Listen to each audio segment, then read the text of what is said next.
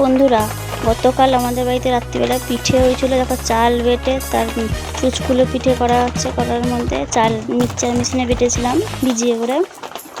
এখন চুচকুলো পিঠা করছি।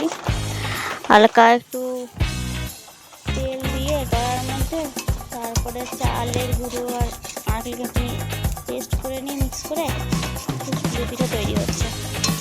বেশ ঠান্ডা পড়েছিল না বন্ধুরা, তাই পিঠে বানিয়েছিলাম। তোমরা কিন্তু আমার চ্যানেলটাকে সাবস্ক্রাইব করছো না, প্লিজ একটু ছোট্ট বোনটাকে একটু সাবস্ক্রাইব বন্ধুটা করে দিও আর লাইক অ্যান্ড শেয়ার করে দিও। এই যে একটু পিঠেটা তোলা হয়েছে, গরম আছে এখন নিয়ে আস্তে একটু পরে নিচ্ছে। এখন ভাজ করে এরকম করে সুন্দর করে রেখে দেবো।